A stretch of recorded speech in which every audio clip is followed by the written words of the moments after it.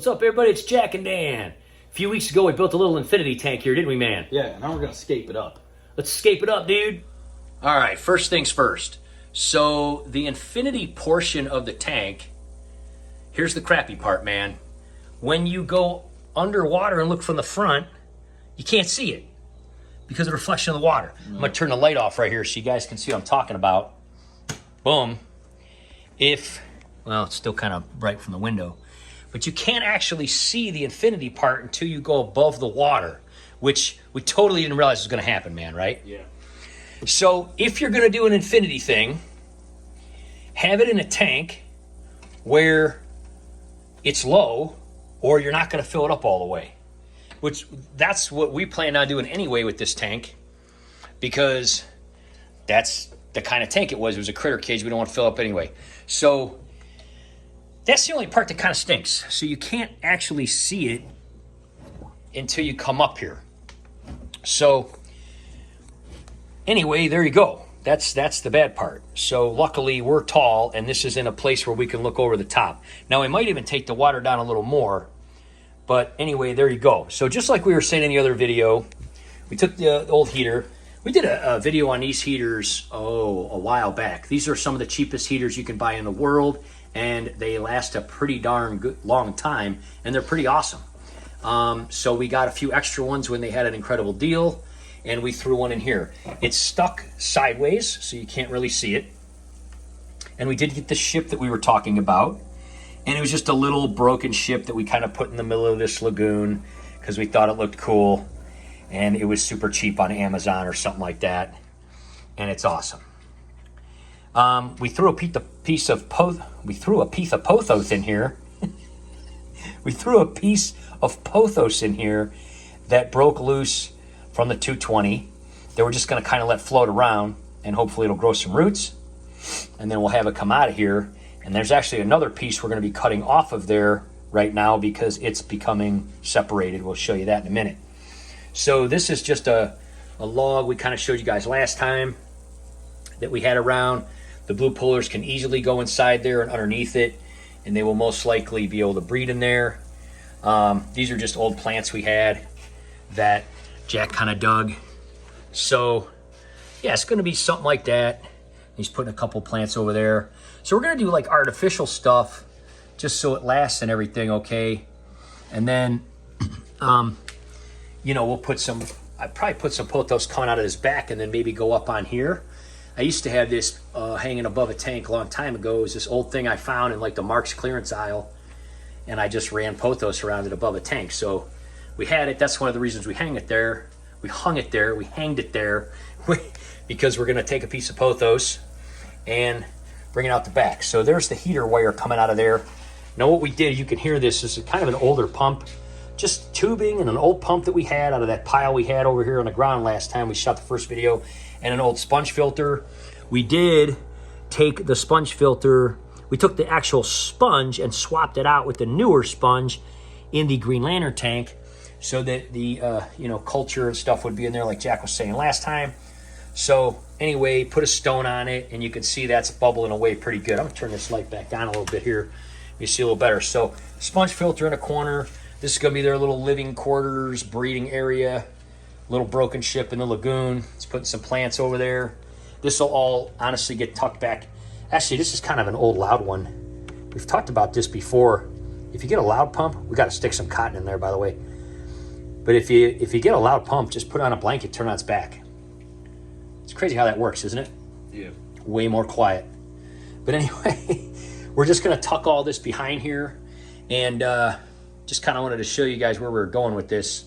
You gonna stick that pothos out of the ship or something? You know, maybe have it go from one ship to the other to hold it underwater, and maybe it'll start growing in the lagoon. I think I'm just gonna stick it right there, or maybe right there. Just float it around. Yeah. We'll figure it out. As if it's gonna stay there. We did take some of the Malaysian trumpet snails, as you can see on the glass already here. See if I can focus in on that guy. Well, there's some down here in the gravel. Out of the Green Lantern tank, just to help clean this thing and get a culture and everything going.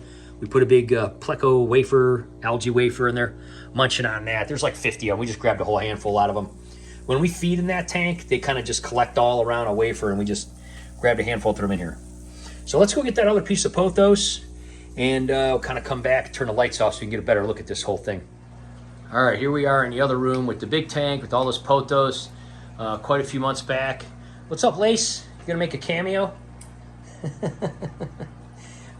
Quite a few months ago, we took all this pothos out of Jack's tanks, put in here. They're doing awesome.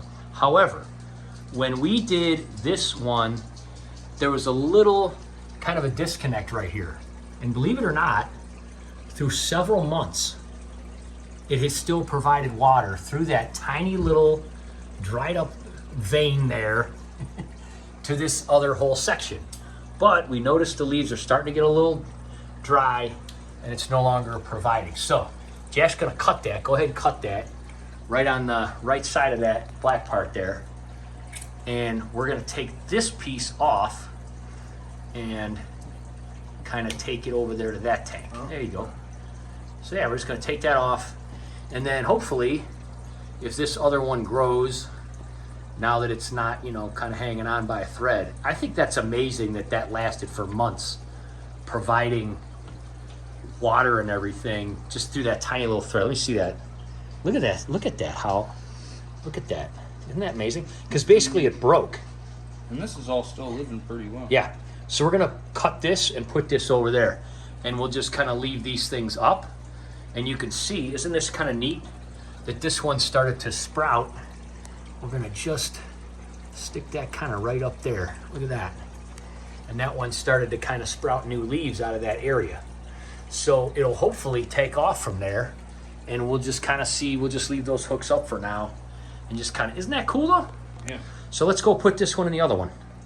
All right, so here's what we did. We basically took that guy, kind of just wound him around here because, you know, kind of fit perfect.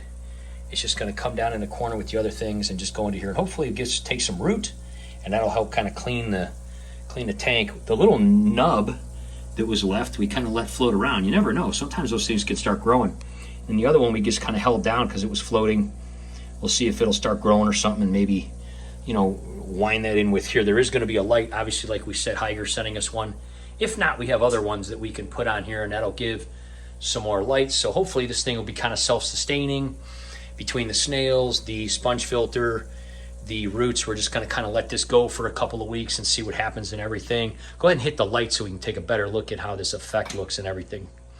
So yeah, and it's still a little daylight coming in, but let me just shut this blind here. Maybe that'll help. There we go.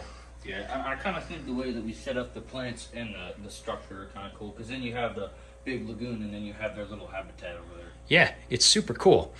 I like how the plants look. Jack basically put, you know, some shorter plants there, some longer plants in the corner, the boats here with the pothos. It looks so neat when you're right over top of it like this. I mean, wow. And there's almost like a second layer right there that goes like all the way down. It's really kind of neat, and it's a shame that you can't see it from this angle though. Like it just goes away, it just glows, but the reflection from the water turns the bottom of the glass into a mirror and you can't see it. And we didn't think that would happen. Isn't that crazy? But it's still kind of cool because then it's like when you look over, you see it. Yeah, we could even take the water down a little bit more because the sponge filter still has a few inches, so it might do something like that. But basically at the end of the day, we'll be doing a video coming up kind of showing the light that Higer's sending us, and then it'll all be kind of done. We'll check the heat, make sure the heat of the water and the heater's working and everything's ready to go. Let it culture for a couple weeks, get the light going, get some roots going, and then we'll probably put a couple of those blue polar in here and see what happens, man. Yeah.